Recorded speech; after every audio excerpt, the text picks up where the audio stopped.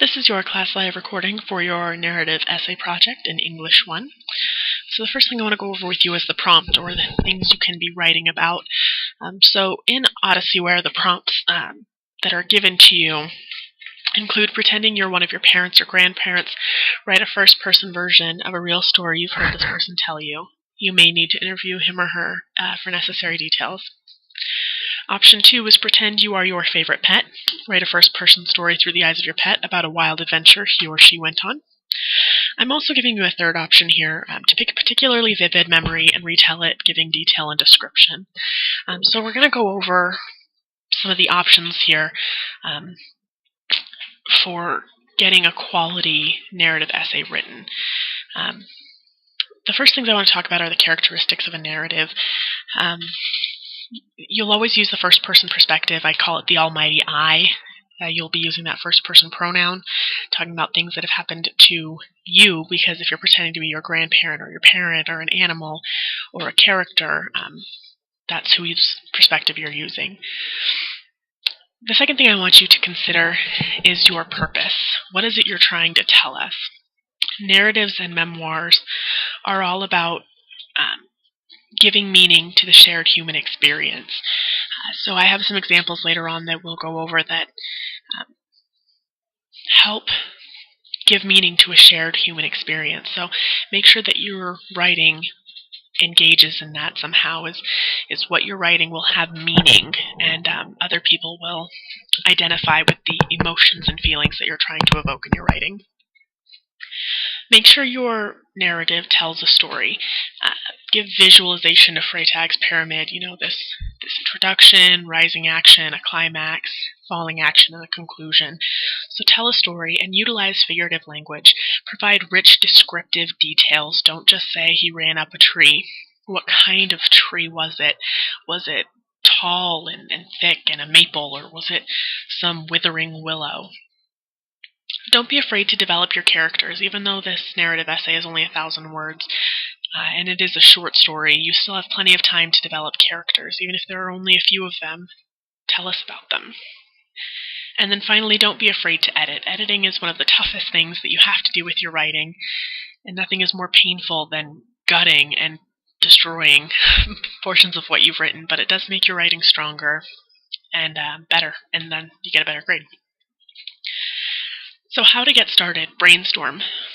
Decide which prompt you want to write about, and then start thinking about what kind of shared human experiences that you can write about. What feelings will your story convey? What are these identifying things that you want to write about? Keep in mind the element of transition. Most great narratives and memoirs are all about a moment that changed your life. The first time I said I love you to somebody, when you learn to dance, your first steps after having your cast in a leg for 6 months. This element of transition. The next thing I want to talk about is scene, scene, scene. A really great memoir will be a series of snapshots that are detailed and rich but still tell a story. So paint a scene. Your character doesn't just walk into a room.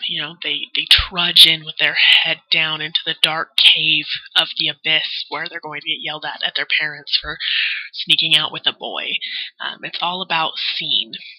And then keep in mind, if and when you utilize dialogue, not just what is said, but what is not said is incredibly important. So here are some prompts to get you writing, particularly if you're choosing to write about yourself and a particularly vivid memory. Learning to dance, writing about something or someone you've left behind, write about being homesick. You can pick an object and write about how it might view your life. So instead of writing about a pet's perspective, what would the TV think about your daily habits type thing. Your first day of school, the best of times, the worst of times, the greatest things that have ever happened to you and the worst things that have ever happened to you. And remember, you're wanting to tell a story with very vivid and dedicated scenes.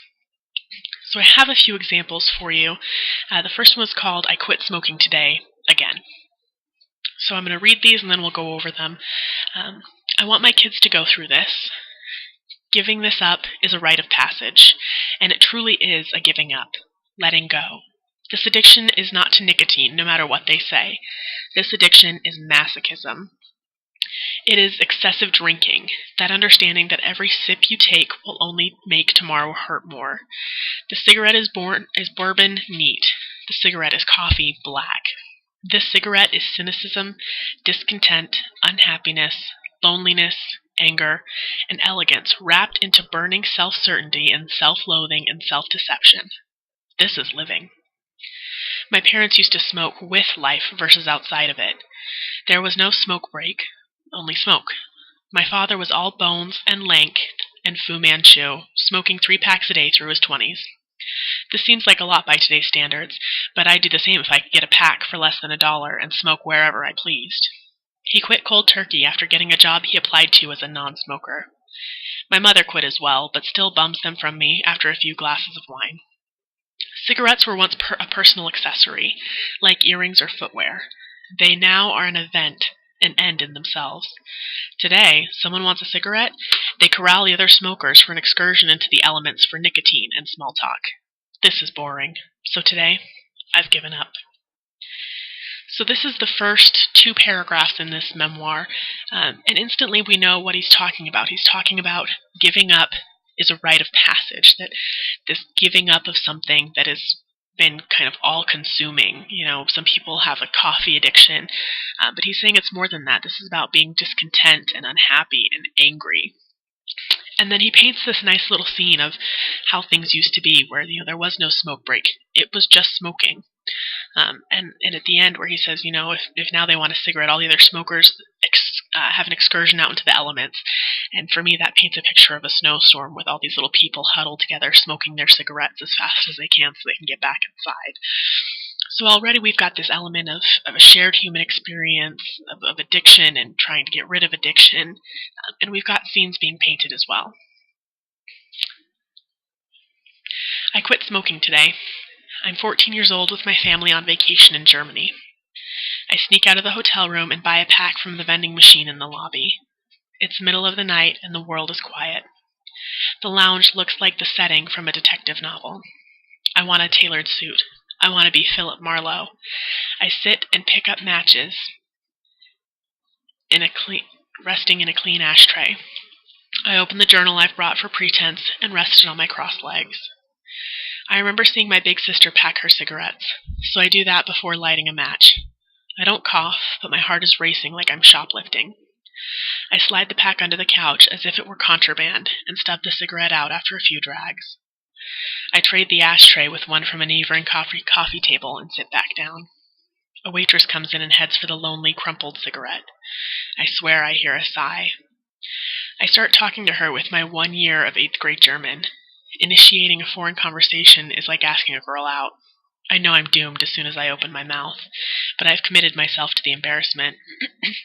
I say, "Last time?" "Excuse me?" she asks. "This is my last smoking," I say. I did when I was small and wanted to see again what it was. I find it not good. I hear, "Good, it is unhealthy," before I completely lose what she is saying. I smile. I nod. She leaves. And so again, we have this really, really powerful scene, and it's a very visual scene. The lounge looks like the setting of a detective novel. He wants a tailored suit. He's got this great imagination.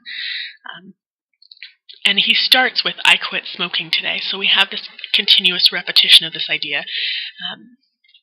And then he'll go on again, "I quit smoking today. I'm 11 years old and smoking menthol cigarettes with my little brother, who's 10, stole from a convenience store. We are in a picturesque red barn, standing atop an ancient watering truck. Footsteps rustle through the tall grass outside. Our eyes widen and my brother drops his butt into the open truck hatch, then jumps in to stub it out. I hesitate 1 second too long and toss my butt over the side of the truck. My grandmother sees it smoldering in dirt and dry hay. "What's that?" she asks.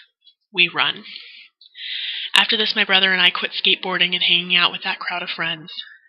It was as if the two of us knew the game was over without uttering a word, like we hit the reset button on one of our video games and started again as new characters. So again, we have that introduction, "I quit smoking today." So we're seeing that repetition and this really great scene, a picturesque red barn, ancient watering truck, footsteps rustling through tall grass.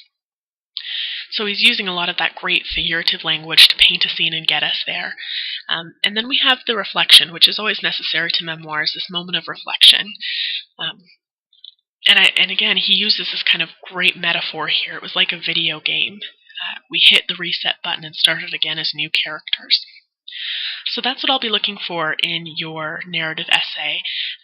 Again, first-person perspective, a purpose, the story, figurative language, developing characters, good editing, and establishment of scene. So if you have any questions, let me know. I'd be more than happy to help you edit your narrative essay. Otherwise, I'll see you in class.